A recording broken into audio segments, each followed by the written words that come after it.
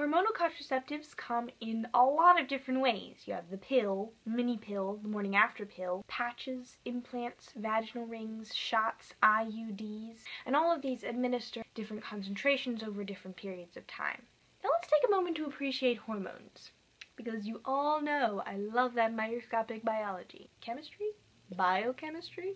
Hormones are really complicated molecules that are secreted by different glands in order to send messages to different organs. They're sent through the circulatory system to the organ targeted, and they transfer different proteins to the cells of the organ. And the cells take the proteins and incorporate them into themselves and thereby know how to change in behavior or size or multiplication, whatever.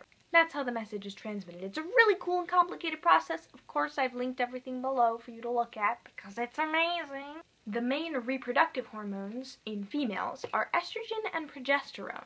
Among a lot of other things, estrogen triggers another hormone to trigger the ovary to release the egg. It also stimulates the thickening of the endometrium, the lining of the uterus, so that the fertilized egg can implant. Progesterone works with estrogen after ovulation has occurred by changing the endometrium again so that it is more hospitable for the baby. It also thickens the cervical mucus. See, the cervix, the opening to the uterus, is only open within a 24 to 48 hour period. Out of the whole month, that's the only time that a woman can actually conceive. So the sperm needs to be at the right place at the right time to get into the uterus to fertilize the egg. And to make this as efficient as possible, there's cervical mucus there, which is slippery and wet when the cervix is open so that the sperm can have a better chance of getting to the egg. When the cervix is closed, the mucus returns to a thick and sticky and not very hospitable texture to keep away any, I'm assuming, bacteria and stuff like that, but also sperm. Hormonal contraceptives administer artificial versions of estrogen and progesterone, sometimes together, sometimes separately, in an attempt to alter and suppress the regular reproductive cycle. I'll be explaining the combined contraceptive, the pill, because this uses both estrogen and progesterone and is the most commonly used, I think. Its main purpose is to prevent ovulation. That's its first way of preventing conception. But as a second line of defense, it also keeps the cervical mucus very thick and sticky so that the sperm has a very small chance of getting through into the uterus. Now, the Planned Parenthood website leaves this part out, but almost any other medical website I went on said it specifically. The pill also alters the endometrium, so that should the baby be conceived, he will not be able to implant on the wall of the uterus, and so he'll die. Now, all the experts and the doctors and everybody who knows about this sort of stuff says the pill is perfectly safe. Obviously you have some side effects that are possible, but, you just have to be careful about it. I cannot imagine that being true.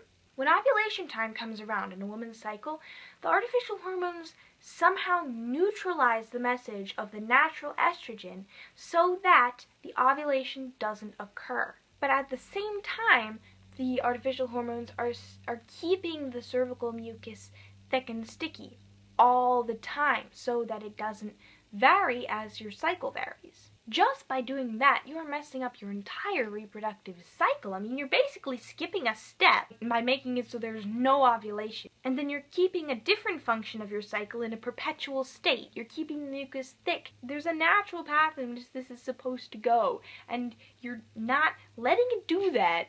It's gonna be bad. Think about all the other functions of these hormones.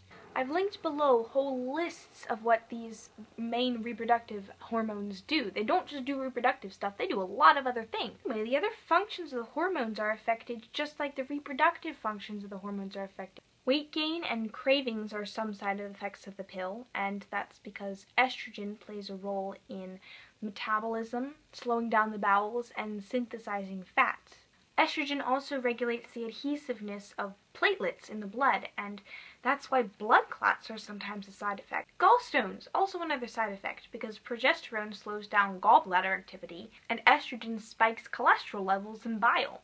When your chemistry is balanced and all your hormones are working together the way they are naturally supposed to be, you'll largely avoid all of this because your system is pretty complicated and awesome and has a tendency to correct itself.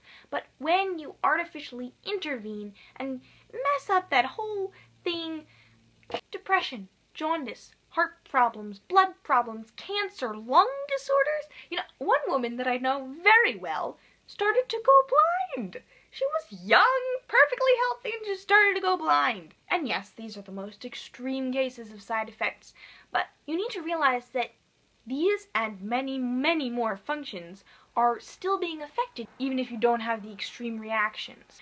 A lot of people defend the pill on the grounds that it is an invaluable medication for acne, heavy periods. From what I've just said, it doesn't seem like a very healing technique to me, just overriding the system with artificial hormones. That seems like you're just masking symptoms. And I've heard too many stories of doctors just prescribing the pill instead of actually digging deeper and finding if there's an actual problem that needs to be addressed. Now, switching from human health to ecological health. The concern is that the artificial estrogen is getting into the water systems too much, so that the marine life is actually becoming mutated. I didn't have a lot of time to research it, so I've just linked some links below for you to look at if you so desire. Bottom line, hormonal contraceptives are not worth it.